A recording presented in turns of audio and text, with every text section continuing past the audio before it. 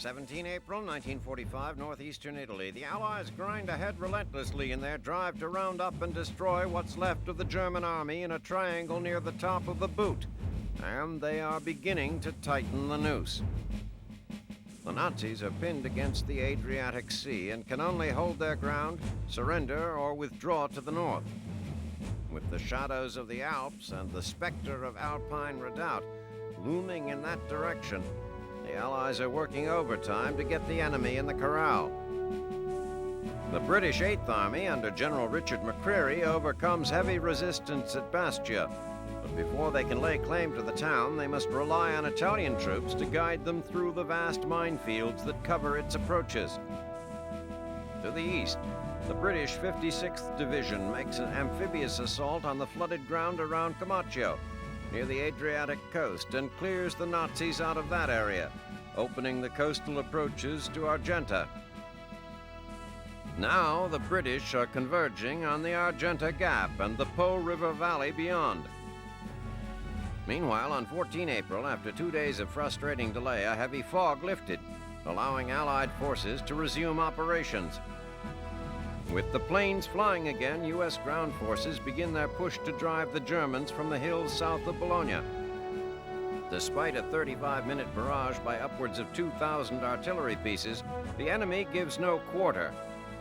With ringing ears and rattled nerves, the Germans emerge from their dugouts to rake the advancing GIs with curtains of machine gun fire. The battle rages day and night, but after 3 days, the Americans, led by the 10th Mountain Division, have only advanced 2 miles. One German commander remarks that his men have the outlook of neither fear nor hope. The prospect of defeat and surrender loom ever larger, but the stubborn men of the Wehrmacht fight on.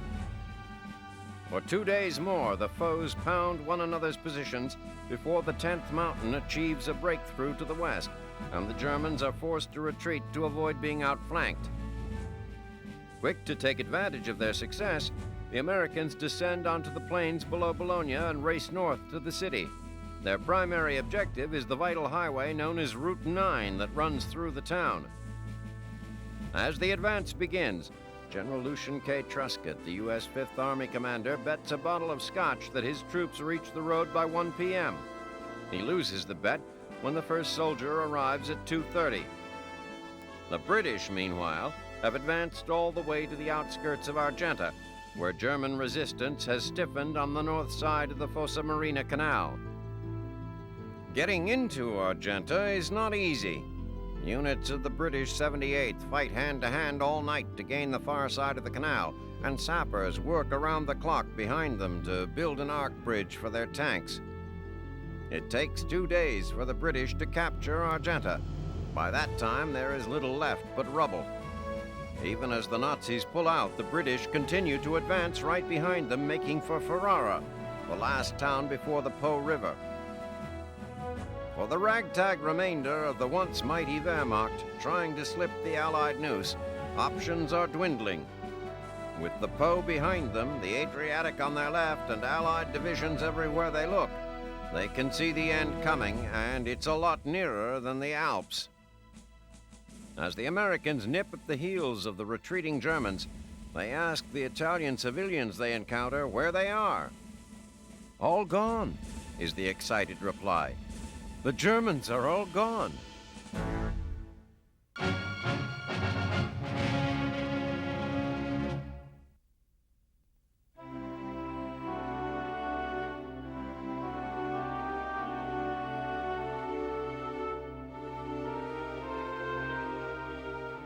18 April 1945, Ruhr Valley. In Germany's industrial heartland, the Nazi flag has made a remarkable transformation, from bloody swastika to stark white sheet of surrender.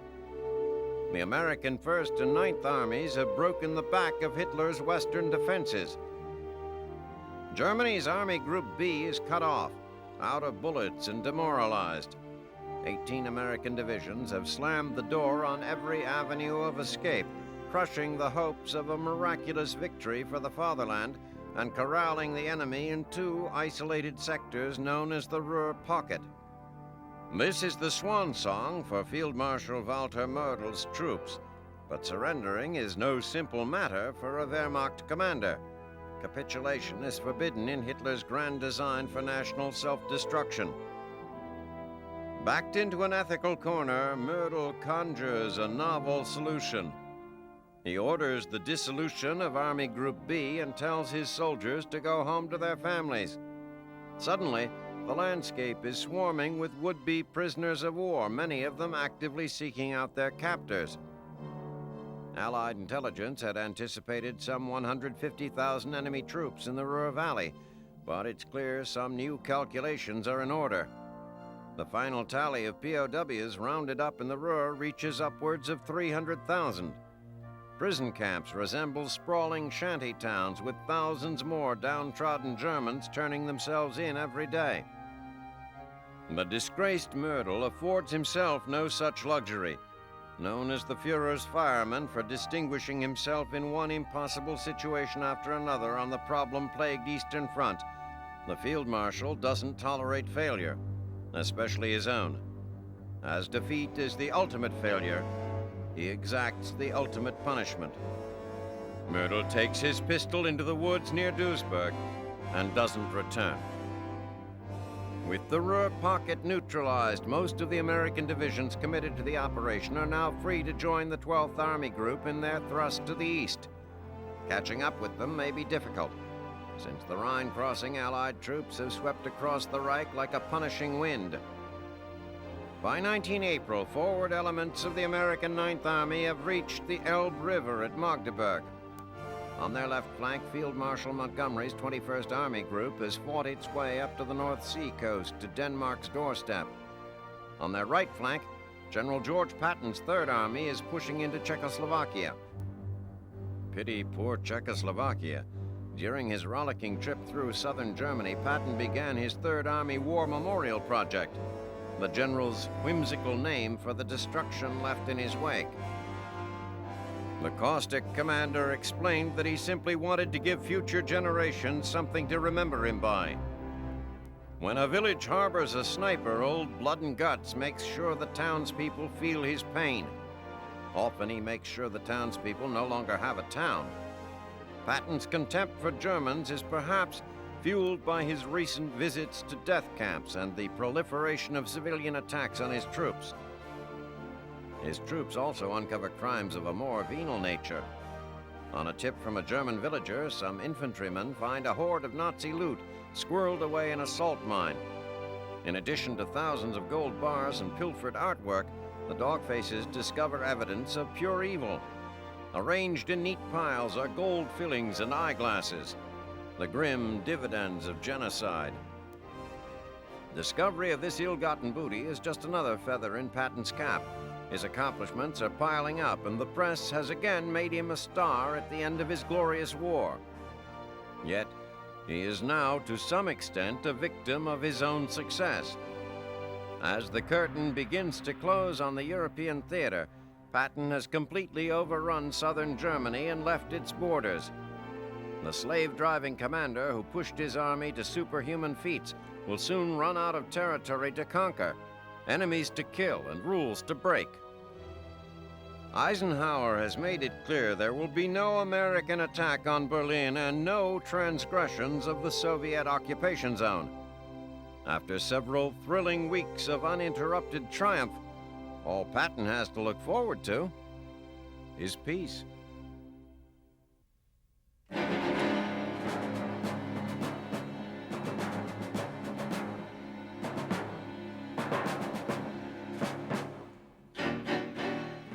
13 April 1945, Okinawa. The medics serving the 96th Division probably know better than anyone the extent of the difficulties the GIs face along the rough expanse of Kakazu Ridge.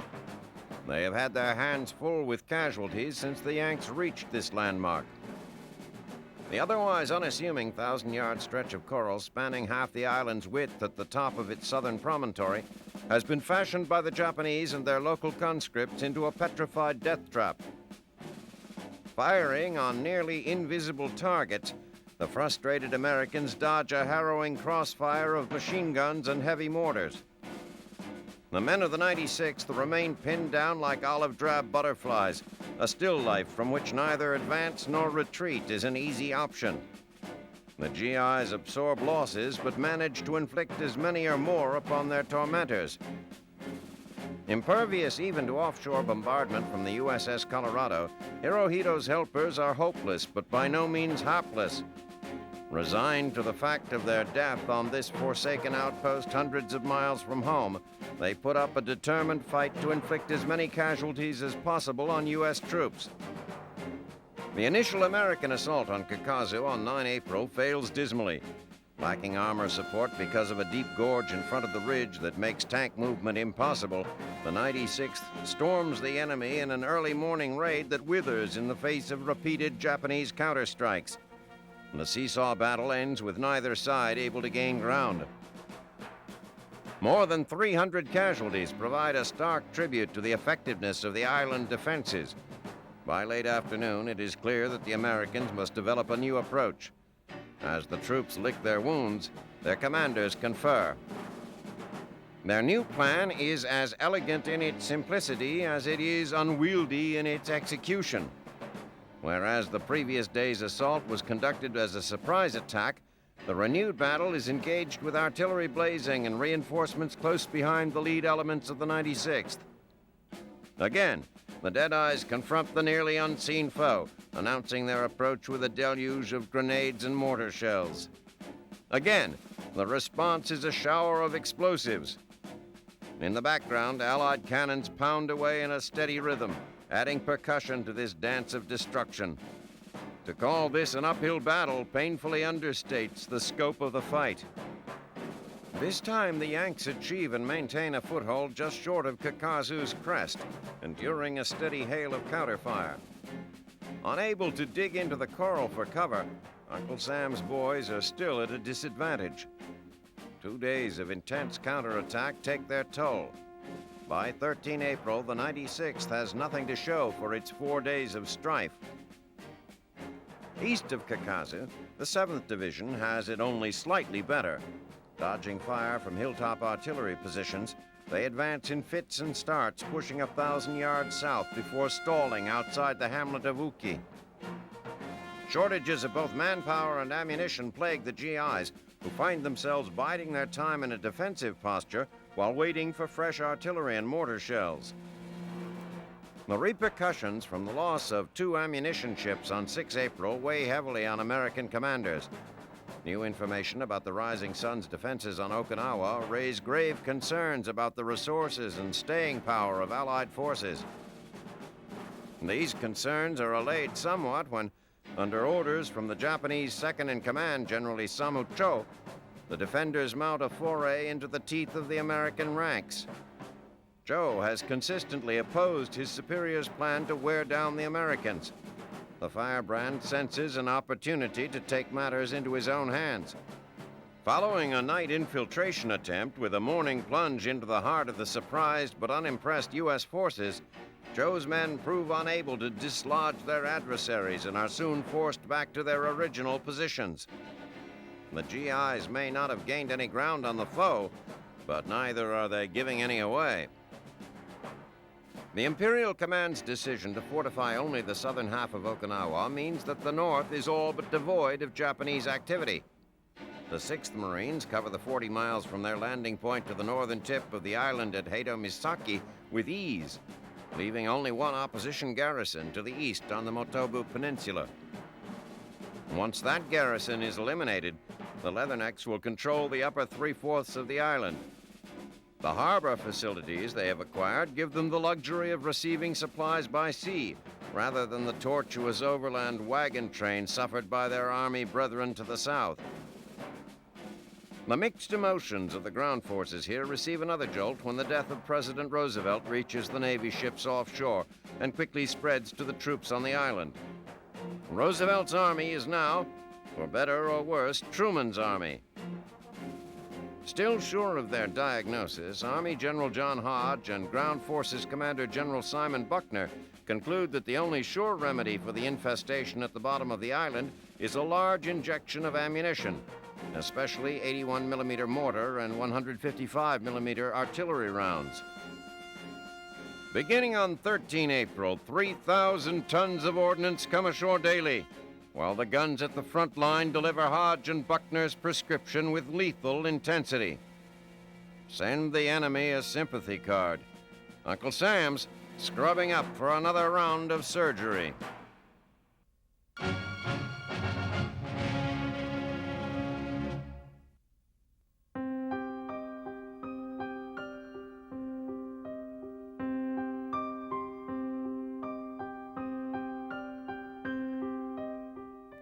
April 1945, Buchenwald.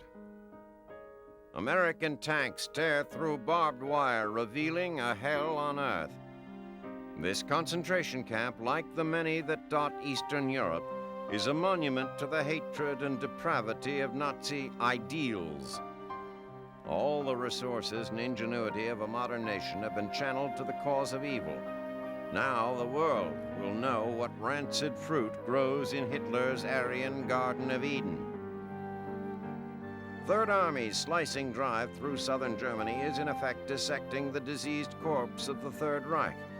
Just 1 week after liberating the death camp at Ohrdruf, General George Patton's troops plunge yet again into the foreboding nightmare of the Holocaust. Buchenwald holds the usual horrors, the walking skeletons, bone dust, and mass graves, but also illustrates the escalating haste of the SS as the Allied snare closes around them. Time has run out on their frantic efforts to move their captives and bury the evidence of their crimes. Some of the 20,000 inmates found at Buchenwald had just been moved to the camp after an arduous journey from the east. Forced to march in the dead of winter, many who started the trip never arrived. Many more died of typhus once they got there. Throughout the camp, emaciated corpses are stacked in piles like cordwood. The sad truth is Buchenwald was not even considered a death camp by the Nazis. And inmates with experience in other camps like Stutthof or Birkenau confirmed the relatively good survival rate here, where thousands upon thousands of Jews, gypsies, and other victims labored at local armament plants, forced at gunpoint to further the cause of Nazism. An average of 200 people died each day, according to the meticulously kept records in the camp's Totenbuch. While there was coal, corpses were burned. When the coal ran out, bodies were thrown in ditches and plowed over. In the final days, victims were simply left to rot in the sun. The gruesome spectacle of such camps inspires nausea even in Patton, who has shown a high tolerance for gore on the battlefield. Of course, battlefields do not produce the kind of calculated crimes in evidence at Buchenwald. Of the many outrages here, the disturbing hobby of the commandant's wife is enough to give pause to even the most callous combatant. Ilse Koch, known as the Bitch of Buchenwald, made ornaments and lampshades from human skin, preferably tattooed skin.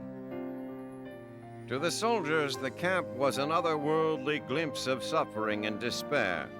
To the prisoners who spent months or years at the edge of the abyss, it is the prospect of freedom that is alien. Some are numb from their experiences, staring impassively at their liberators, as if the GIs were a hallucination. Others manage weak smiles or even salutes.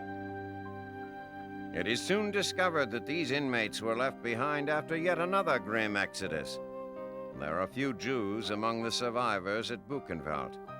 Those who had not been murdered were driven like cattle to Aschersleben and Schönebeck, camps further within the dwindling realm of Nazi control. Even in the face of imminent defeat, the oppressors had clung to their dream of extermination. Escape is not so easy elsewhere. To the north, where Field Marshal Bernard Montgomery's 21st Army Group has thrown the Wehrmacht into a tailspin, the SS has no time to cover its tracks.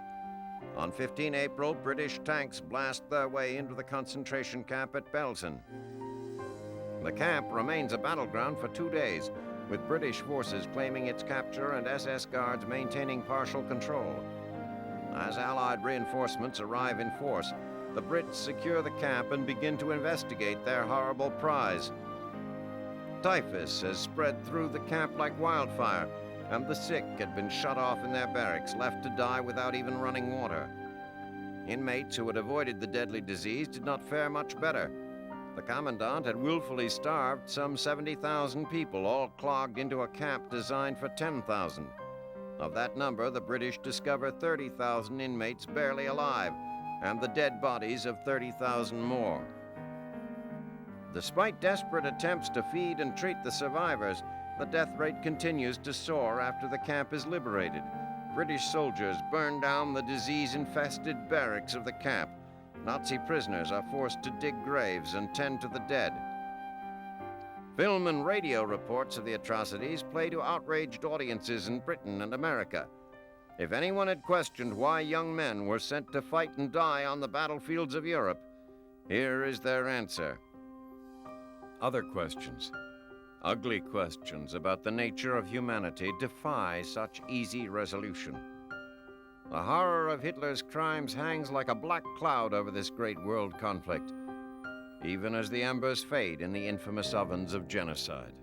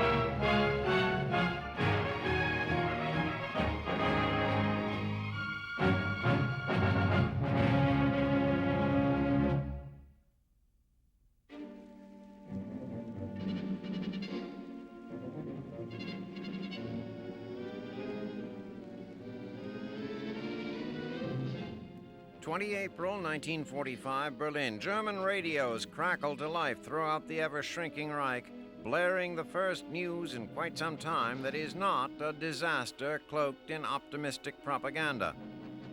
Today is Adolf Hitler's 56th birthday.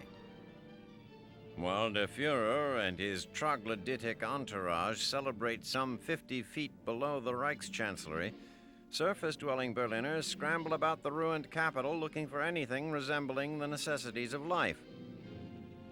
As if hosting the occasional American and British visit from the air weren't enough, the citizens of this once proud capital are now forced to set yet another unwelcome place at their table. The Russian Air Force has dropped in. Elsewhere in the fatherland, matters are drawing quickly to a close. On 16 April, Marshals Georgy Zhukov and Ivan Konyev's 1st Belarusian and 1st Ukrainian fronts erupted from their bridgeheads behind a staggering artillery barrage. Stalin has carefully nurtured a rivalry between the two commanders, and both want to be the conqueror of the war's greatest prize, Berlin. With a big gun firing for every 13 feet of front, each commander is confident he can keep to his timetable. In conjunction with a 3rd Soviet Army group, Marshal Konstantin Rokossovsky's 2nd Belarusian front, the Soviet Army has more than 1.5 million men attacking on a front stretching from the Baltic Sea to the former border of Czechoslovakia. The job of stopping this juggernaut falls to General Gotthard Heinrizi, commander of Army Group Vistula. But even Heinrizi knows his mission is little more than a fantasy, since his best armor units have been sent to Prague to blunt an imagined Soviet attack there. Nevertheless, dogged resistance from several Vistula units stymies Zhukov's troops along the most direct approach to the German capital. But the massive Soviet freight train of men and materiel is not to be denied. Konyev's troops wheel north after achieving a breakthrough, and are now 25 miles from extinguishing the candles on der Führer's birthday cake. After 2 days of fighting, Zhukov's army finally breaks through the defenses on the main passage to Berlin and resumes its advance. German defenders, irreparably shattered, simply have no place left to regroup and put up a coordinated defense. Nazi soldiers stand and die, or hurl themselves pell-mell toward the Western Allies on the Elbe. Very few units are retreating back into Berlin. Hitler has gambled and lost. His delusion that he could steal his armies by the force of his own will to stop the enemy has cost him any chance for an adequate defense of his capital. Now, as Russian artillery begins falling into the city's center, the final curtain begins to fall on this epic 5.5-year tragedy.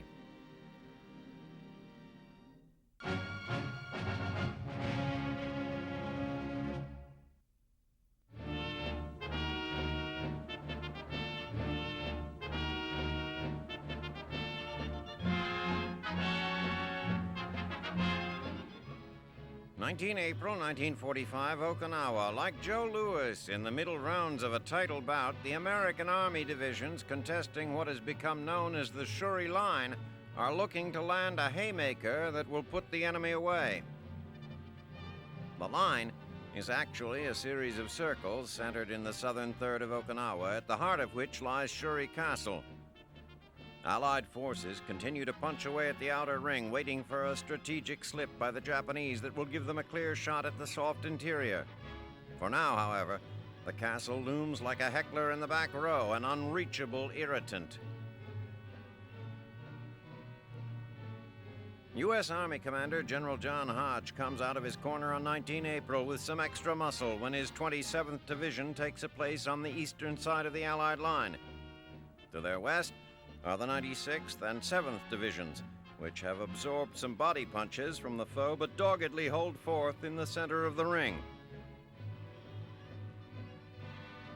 The Yanks concentrate heavy barrages of artillery fire on the well-entrenched Japanese, hoping to soften them up for a red, white, and blue knockout punch. But General Mitsuru Ushijima's fighters are no bum-of-the-month club.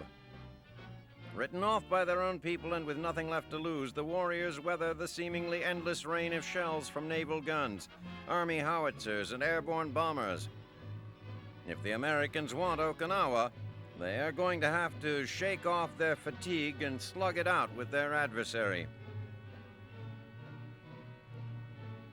Kakazu Ridge, the focus of the Allies for well over a week, continues to confound Army strategists. Like a block of coral-encrusted Swiss cheese, its imposing expanse hides a network of holes, crevices, and tunnels, each of which must be inspected and secured. It'll take a lot more than a good cut man to fix the damage a hidden sniper can inflict. As the artillery pummeling subsides, the 27th moves into the position where the 96th stalled a week earlier.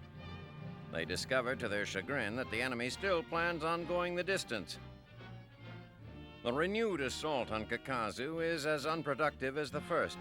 The ground taken by infantry units with satchel charges supported by flame-throwing tanks is relinquished in the face of counterpunches from the reverse slopes of the bloodied hills. Mindful that the beach on the southern end of the island at Minatoga is still a potential landing site, Ushijima is content merely to hold his ground. Ushijima cannot afford to risk a potentially catastrophic change of plans. General Simon Buckner, the leader of the Allied ground effort on Okinawa, has rejected such a landing, unwilling to divide his supply line. From Buckner's newly established onshore command post 2 miles southwest of the Kadena airfield, he tracks both the Army units on the south end of Okinawa and the Marines who are putting to rest the last resistance in the north. The only Japanese fortification of note above the Shuri Line is northwest of the island's main landmass on the Motobu Peninsula. There, Colonel Takahito Udo leads a 2,000-man hodgepodge of infantry, Navy troops, and local conscripts against the U.S. 6th Marines. Udo's defense is gritty, but situated atop the Yaidake Hills, it is vulnerable to encirclement. The Americans attack from both sides on the morning of 14 April, but despite superior numbers, they fail to overpower the defenders. The Marines attack repeatedly at close quarters for nearly a week, but Udo's forces are well dug in and lose only a handful of casualties at a time. At last, the action is hand-to-hand, and the ragtag defenders scramble for refuge in the wooded hills. Here, at least, Imperial forces are on the ropes. Offshore, the Yanks find what is left of Hirohito's air force has a glass jaw. A roundhouse combination of carrier-based fighter bombers, B-29s from the Marianas, and escorts flying from Iwo Jima belts the vulnerable airfield at Kyushu hard enough to stagger an already shaky attempt to mount a new kamikaze binge. On 16 April, pilots and flight crews who would ordinarily be bent on disabling Allied vessels find themselves covering up against an explosive uppercut. Many a bewildered airman finds himself seeing stars and stripes. Of the few kamikazes who do get off the ground, most find their trips coming to a premature end courtesy of Task Force 58's gunnery. The most significant American loss is that of the carrier USS Intrepid, which absorbs a hit severe enough to send it stateside for repairs. Several smaller ships likewise suffer the low blows of the Imperial martyrs, but overall the Navy is merely bruised. Meanwhile, behind the lines on Okinawa, the refugee population swells to over 120,000. Luckily for the Americans, the farmland that dots the island has survived the invasion well, and there is abundant food for the natives without further taxing U.S. supplies. More troubling to the invaders is the question of dispatching the Japanese without causing even more suffering for the 300,000 locals who are not yet accounted for. First, however, Uncle Sam must watch out for his own. Many valiant troops, sadly, will not be leaving after the final bell. One of these is correspondent Ernie Pyle, who has been the eyes and ears of the war for millions of Americans back home. Observing the action on the tiny offshore island of Yashima, Pyle falls victim to a machine gun ambush. Others will step in to assume his role, but his wise and caring observations are irreplaceable. The loss of Pyle and hundreds of his less heralded brethren weigh on the minds of the GIs at the Shuri Line on 19 April as they pound away at the Imperial Army's position. By day's end, however, both sides concede that neither will win this round. The knockout must wait for another day.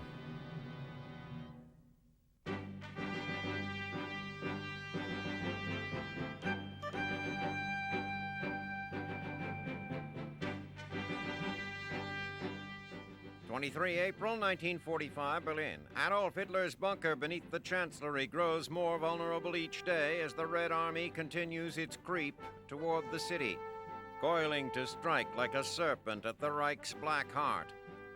But with the Soviet threat upon him, the Fuhrer is no less enraged by the treacherous asps at his bosom, principally Reichsmarshal Hermann Göring. From the relatively safe distance of Munich, Göring sends a tentative telegram to the Fuhrer offering to take command, as outlined in Hitler's 1941 decree naming him as successor. Göring interprets Hitler's vow to fight to the death in embattled Berlin as his signal to assume practical command of the German armies. His offer was received by the increasingly agitated Fuhrer as an ultimatum smacking of open treason. For his ambitions, Göring was furiously denounced, stripped of his rank, and expelled from the Nazi Party. Field Marshal Ritter von Gremm was named as his replacement, though any tenure in the Reich's upper echelon now is sure to be short-lived. Air raids on Berlin have already wreaked widespread destruction and reduced the once grand chancellery to a crumbling pile of rubble. Citizens of Berlin were shocked to hear Hitler's radio address on 22 April, announcing his intent to stay on in the city. It was the first time he had spoken to the people since January, and most of them had assumed he was holed up in a Bavarian fortress, anywhere but the doomed capital. Göring's is not the only defection from Hitler's inner circle. Armaments Minister Albert Speer continues to circumvent the scorched earth policy ordered by his desperate leader, refusing to satisfy Hitler's megalomania by desolating all of Germany. In the insane world of the Führer, if there is no Adolf, there can be no German people or culture left to outlive him. But the final and most devastating blow is yet to make itself fully known to the frenzied leader. Even now, SS Chief and Reichsfuhrer Heinrich Himmler, the true Heinrich, as Hitler affectionately dubbed him, attempts to negotiate peace with the Western Allies through a Swedish intermediary. Communicating his willingness to surrender to General Dwight Eisenhower, Himmler has sealed his doom in more ways than one. Primarily responsible for Germany's state-sanctioned brutalization of the Jews, his assumption that the Allies will accept anything short of unconditional surrender and a complete dismantling of the Nazi leadership is a true measure of how detached from reality he and the Reich have become. And should Hitler somehow escape Berlin, there is no bunker in Germany deep enough to protect Himmler from his wrath. Such a miraculous escape, however, is highly unlikely. Red Army tanks are rumbling into the outer limits of the capital, the vanguard of Russian troops, seething with hatred and eager to seize the Germans by the throat. As evidence of their ferocity, hordes of German citizens flee before the Russian invasion, streaming westward by the millions, expecting only death at the hands of their enemy. The American and British forces, led by General Omar Bradley and Field Marshal Bernard Montgomery, continue to close in as, one by one, the great cities fall. Stuttgart, Nuremberg, Leipzig. With the Reich literally crumbling around his ears, Hitler's audience has shrunk to a chosen few. The lackluster and irrelevant Eva Braun, along with propaganda minister Joseph Goebbels and his family, remain by the Führer like cankerous sores. Nero may have fiddled while Rome burned, but Hitler fumes, placing blame on everyone but himself for the unthinkable defeat of the Nazis. Incompetent generals, treacherous subordinates, bungling Italian allies, and miracle weapons whose potential failed to materialize. The end for Hitler is drawing nigh. Will the gathering destruction allow him even a glimpse of the nightmare he has visited upon millions of innocent people?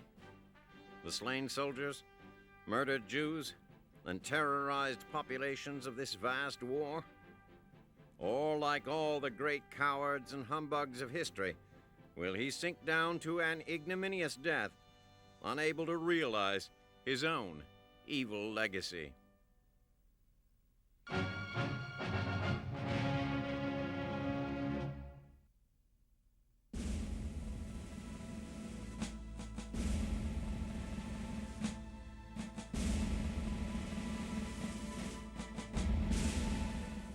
Before the infamy of Pearl Harbor, Japan lived in the American imagination as a mysterious island country set in a sparkling sea.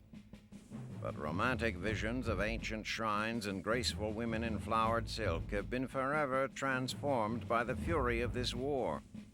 Now, quite different images burn in the eyes of the West. A peaceful Sunday morning ripped apart by deadly explosions and a graveyard of smoking ships at anchor. Japan has waged a fierce, often brutal fight in the Pacific since the surprise attack that brought America into the war, and even as the Allies wrest one island after another from her desperate grasp, resistance remains strong. The land of the rising sun, convinced of its own superiority, battles on relentlessly, both in the fields of combat and on the home front. The demands of a wartime economy have set many ancient traditions aside. Japanese women have changed their kimonos for work clothes, leaving behind the strictly confined roles that have governed their behavior for centuries. Since 1943, women have been subjected to conscription in the Labor Volunteer Corps, and limits on working hours for both women and children have been waived. Supplying an army spread out through the Pacific, as well as a large domestic population, is a strain on the island's resources. Consumer shortages are severe in a country that has been at war constantly since 1937, when it began its campaign in China. Rationing such items as rice, sugar, and salt has been in effect since 1940, and nearly every inch of arable land is being used to grow food, even the parks of cities. Factories, mines, and farms must produce without interruption in order to meet just the basic requirements. More importantly, those precious provisions must be able to reach the far-flung troops of an island empire. American bombers have taken their toll on industry and shipping ports, but it is at sea that Japan has lost the battle to supply its men. American submarines know where to find their prey, and the Imperial Navy's failure to implement a convoy system has doomed their merchant fleet to watery graves that now litter the Pacific floor. Food, medicine, and arms, bound perhaps for the Philippines, New Guinea, or Guadalcanal, very often never reach their destination. In 1943, the Army Minister placed even greater emphasis on military training in the schools. Everyone, including teenage girls, is drilled in civil defense measures, sometimes wielding sharpened bamboo sticks. Practice for air raids is also a routine, and many children have been evacuated to the countryside to keep them out of harm's way. War news is firmly controlled by the state. While the newspapers report the actions in Europe with a degree of accuracy, Japanese citizens are often shielded from the harsh reality of their country's setbacks. The Battle of Midway was portrayed as a victory against the Americans, and even Japan's leaders are sometimes swayed by their own ponderous propaganda. Basing their strategy on state-sanctioned wishful thinking rather than grim reality, military blunders are inevitable. But of course, few civilians ever find out about such disasters. Japan's martial atmosphere rings with slogans like 100 million hearts beating as one, and all the world under Japan's roof. Long gone are the days of peaceful pastimes when flower arranging and delicate artwork consumed men who are now fierce soldiers and suicidal pilots. Misty mountaintops now reach into skies that are filled with fire, and the gleaming waters hold battleships instead of fishing boats. The most important spiritual site in Japan is the Yakasuni Shrine, where citizens pay homage to the souls of soldiers fallen in the service of Emperor Hirohito. As the lost souls increase by the tens of thousands, Japan's citizens accept the necessity of sacrifice and loyalty, not only for the armed forces, but for themselves as well, because they continue to believe that victory is the only possible outcome of this great struggle. One credo the Japanese live by states that duty is weightier than a mountain, while death is lighter than a feather. Invasion looms like a dark specter in their midst, and the chilling philosophy of the Bushido Code lives in the hearts of all. Death, in the service of emperor and nation, is the only alternative to defeat.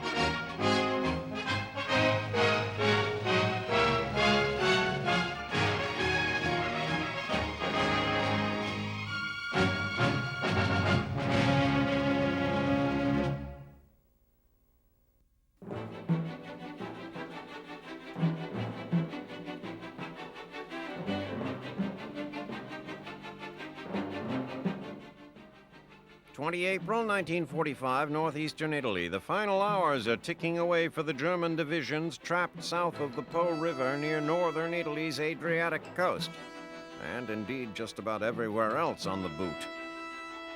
The commander of the German troops in the Po Valley, General Heinrich von Fiedinghoff, orders a retreat to the river's banks in defiance of the demented Hitler's demands that he stand and fight. But crossing the Po itself is difficult.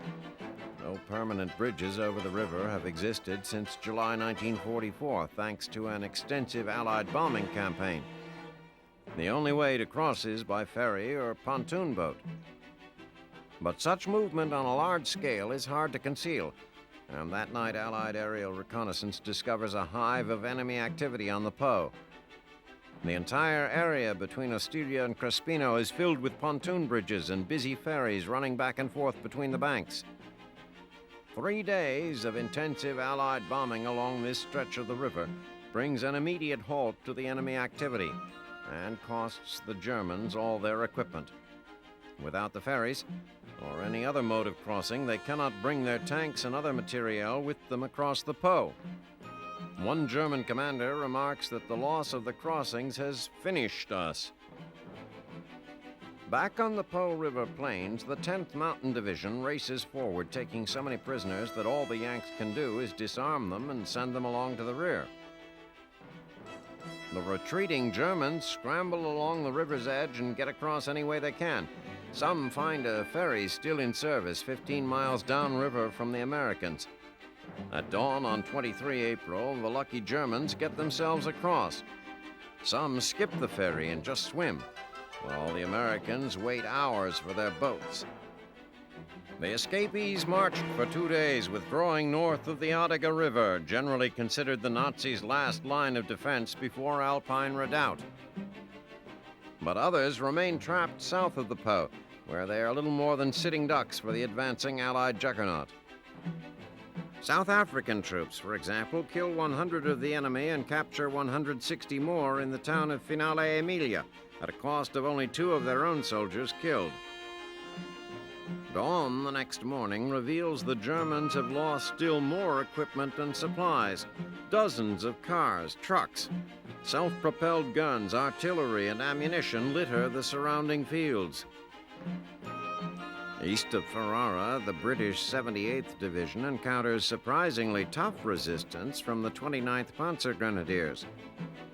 The cornered enemy hangs on through 3 hours of close, bitter fighting before the 78th can finish them off. Again, the Germans leave the countryside littered with destroyed tanks, guns, and other equipment. Their manpower problems mount as well, with more than 66,000 casualties, half of whom are now Allied prisoners. The British 8th Army presses on, reaching the banks of the Po on 23 April, the same day the Americans acquire boats to get across. As the Allies ford the Po, the Germans are suddenly beset on new fronts as Italian partisans fight for control of their cities. After Bologna, the partisans capture Genoa on the west coast and are battling it out in Milan and Turin. The Allies are on a roll, clearing the Germans out of Italy. Brazilian units descend from the mountains to try to cut off the Germans, while other American units race to Verona. Elements of the British 8th Army head towards Venice on the east coast. On 25 April, some German commanders start surrendering. There's nowhere left to run. After 3 hard years, the Allies fighting on the forgotten front have brought the Nazis to heel, here at the top of the boot.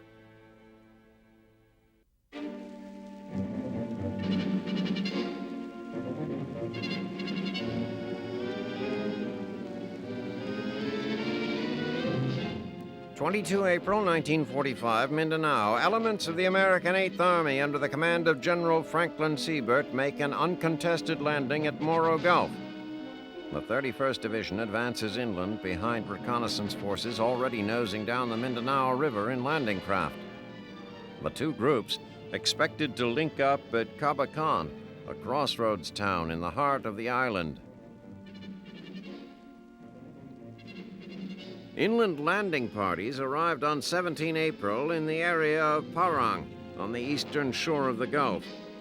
They were greeted by Filipino guerrillas who had been operating in the region since March. Supported by both Marine and Air Force planes from bases in western Mindanao, the guerrillas had successfully secured an airstrip just up the coast near the town of Malabang and driven out most of the Japanese. Engineers immediately began converting the strip for use by Marine bombers. Although their main objective lies nearly 100 miles to the east on the heavily fortified Davao Gulf, the men of the 31st have chosen this route in the hope of striking the unsuspecting Japanese from the rear. They take the optimistically named Highway 1, which turns out to be little more than a cow trail through the center of the island. As the 31st Division drives cautiously toward the rendezvous point, where Highway 1 crosses the Mindanao River, they encounter only wrecked bridges left by the retreating Japanese. They pass through Fort Pickett, already secured by the river troops, and join their comrades at the Ser Highway Junction in Cabacan as planned. For the first time in their quiet journey, GIs come under scattered fire, but resistance is light and eventually melts away into the jungles. Their rapid advance across the peninsula has divided the retreating Japanese forces and opened the way for a two-pronged attack. General Siebert can afford to split his men, sending one division northward up the Ser Highway towards Makahalar Bay and the other east to encircle Davao City. In the event the land assault on Davao fails, Siebert still has a division in reserve to assault the fortified beaches at Davao Gulf. Mindanao's terrain is an intimidating mix of mountains, marshland, and rainforest, providing yet another diverse and dicey battlefield for American GIs touring the South Pacific. The Japanese are fighting a losing battle on Mindanao. Though holed up in strong defensive positions, they are pinned into these areas by guerrillas unable to maneuver and often cut off from vital supplies. Now, not only does the enemy face a ground attack by American forces, but Marine bombers are also standing by to pound them from above. Defeat looms before the Japanese like a beckoning ghost, but the way of the warrior is a narrow path. No surrender, no mercy, no other way but death to avoid dishonor.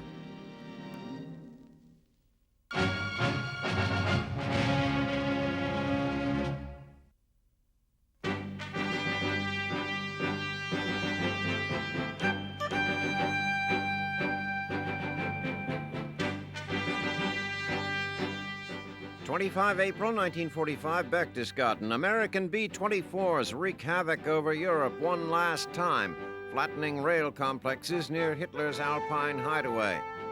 As the Allied bear trap snaps shut on Germany's Wehrmacht, the U.S. 8th Air Force has finally run out of targets. American and Soviet forces are just miles apart on either side of the Elbe River, and ground troops are now in possession of any Nazi property worth destroying. The U.S. Bomber Command cancels its daily delivery of death once and for all. Likewise, the Royal Air Force pulls the plug on 3 May, a rare instance of coordination between the two main arms of the Allied Air Forces. The RAF and the 8th Air Force had been waging war along parallel paths, both looking to crush the enemy's will, but disagreeing on the most effective strategy to achieve that end. U.S. Army Air Forces Commander General Karl Spaatz opted for daylight raids on Germany's transportation infrastructure. RAF Air Marshal Arthur Harris targeted urban industrial centers. After the Americans returned from their missions, the British took flight, filling the night with the terrifying drone of Lancaster bombers. Now, for the first time in years, German and Britain alike can look to the skies without fear. This relief is bittersweet, however. The citizens of the Third Reich have little left to lose in the waning days of the European War. Once great cities have been pounded into dust by the relentless attacks. The cries for Aryan living space that heralded this massive conflict now echo across a wasteland. The end of the war was equally welcome to the airmen who wrought the devastation. There were few jobs more dangerous in the war than keeping these metal crates in the air. If enemy fighters didn't knock them down, then the radar-controlled cannons would get a turn. Just living through a single day was a victory. More than 100,000 of the men who took off from British air bases never made it back. But as bad as the losses were, they could have been much worse had the war dragged on. German technology in the form of jet fighter planes was starting to catch up to the slow-moving bombers. However, the twin-engine Messerschmitt 262 was introduced late in the war, and the limited production capabilities of German industry kept the fighter from obliterating Allied squadrons. Fast as it was, the fighter of the future was not quick enough to save Hitler's dark dream from the dustbin of history. Of course, the destructiveness of the bombing campaign itself was designed to cripple the enemy's ability to wage war. A tragic side effect was to create a nation of refugees. The Nazi sabotage of self-preservation in the last months of the war also has left its mark. All across Europe, yesterday's battles have become today's missions of mercy. Perhaps those hardest hit are the long-suffering Dutch, who have been subject to privation on a massive scale. By flooding Holland's farmland, the Germans created an impassable defensive land barrier. They also turned half the country into an island of starvation and suffering. Of the more than 3 million stranded civilians, 15,000 died in the cruel winter of 1945. To stem the tide of death, Allied bombers take to the air again in the first weeks of May. It is one of this conflict's small ironies that the tool of total war should suddenly become an instrument of charity. Bomb bays are loaded with food, and well-used machine guns now are silenced. The silver birds of death swoop down among the church steeples and release their precious cargo to the hungry throngs below. Holland is still occupied, but the guns of the Wehrmacht are silent. The war may not have officially ended, but the armies of the Reich have a new mission: survival.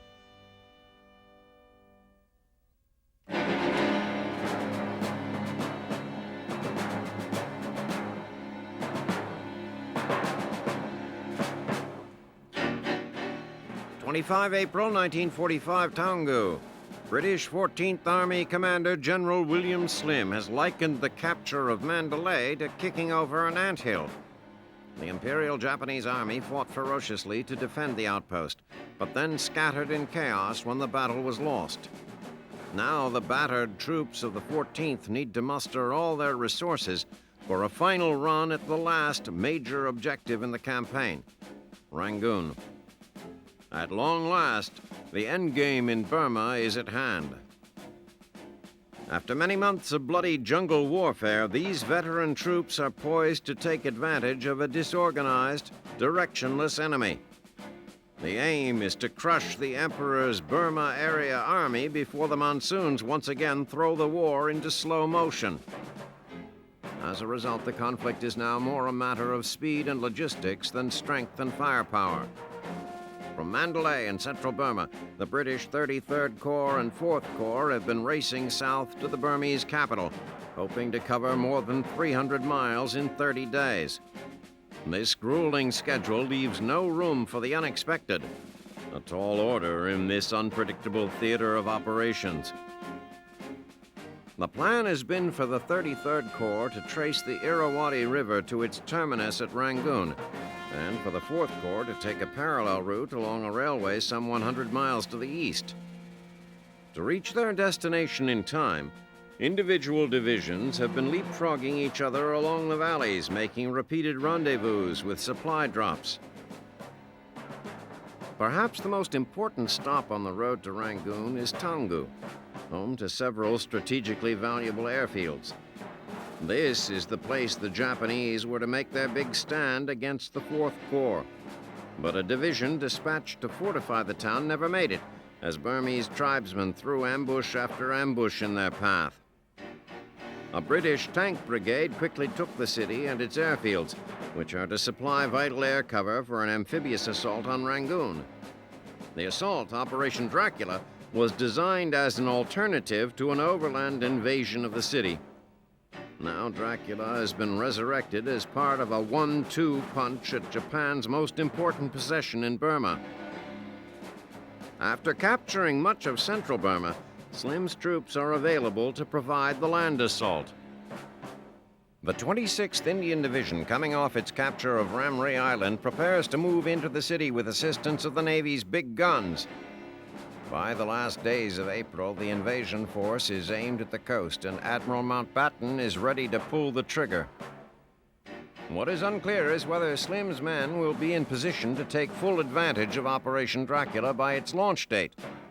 33rd Corps is more than 100 miles away on the eve of the attack, and 4th Corps meets stiffening resistance as they close in on the city. It looks as if the 4th will make it on time until they hit Pegu, just 50 miles from their destination. The Japanese garrison from Rangoon, rather than waiting to be attacked, has moved up to greet the invaders. So intractable throughout this conflict, the Japanese now seem content to inflict minor damage. After a few days of intense fighting, they blow up the Pegu Bridge and slink away in the night. And so, with the path clear and Rangoon within their grasp, the 4th Corps begins to put down a Bailey Bridge for the final sprint to the coast. It has been an arduous campaign for the 14th Army, and its soldiers are ready for their final prize. But as the advance begins anew, the skies darken.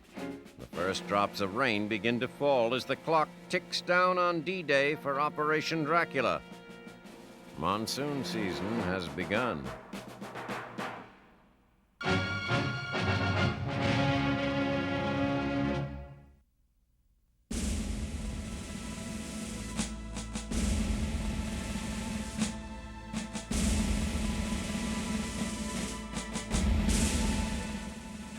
April 1945, the Elbe. Two battle-hardened armies faced each other across the river.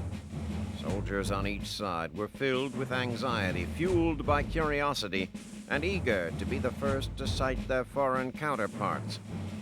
Wary patrols set out in search of one another, but this was no ordinary reconnaissance mission aimed at surprising an unsuspecting enemy.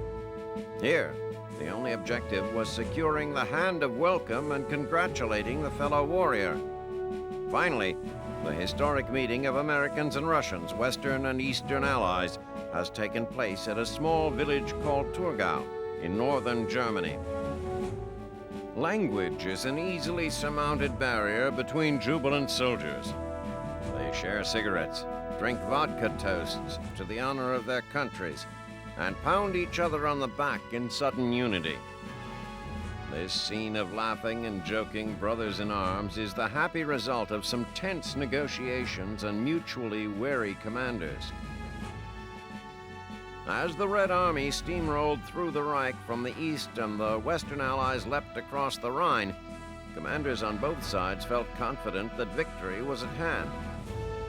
Tempering their buoyed spirits, however, was the very real possibility that the advancing armies intent on prying apart the German fatherland might blunder into one another, setting the stage for a potentially tragic and embarrassing fiasco. Candor has never been a hallmark of relations between the Western Allies and the Soviets. Joseph Stalin has cagily withheld details of his battle plans and troop movements, and Britain especially views the Soviet premier's presence in Eastern Europe with suspicion. Nevertheless, as the armies hurtled toward each other like two steaming locomotives, General Dwight Eisenhower acted to avoid a derailment. By mid-April, talks between the Allied staffs had been opened to discuss recognition signals and means of identifying tanks and other equipment.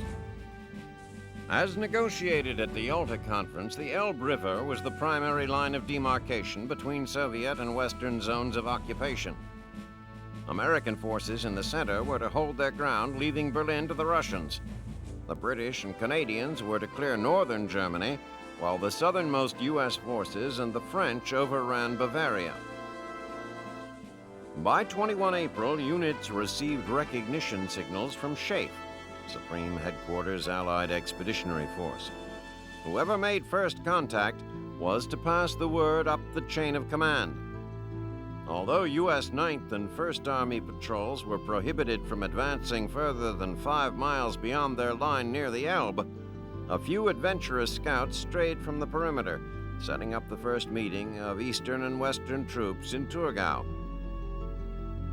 Now that both commanders and soldiers have had a chance to celebrate together, there is still plenty of fighting left to do. In Berlin, the battle rages on, and up and down the line there are still pockets of desperate SS resistance. Americans must also deal with a continuing stream of surrendering Germans and hordes of civilian refugees fleeing the ferocious Red Army. Everywhere a GI turns in this war-torn country, scenes of triumph and celebration must commingle with horror and sorrow. With the day of ultimate victory in Europe fast approaching, he can only hope for continued survival and a return at last to the peaceful streets of hometown USA.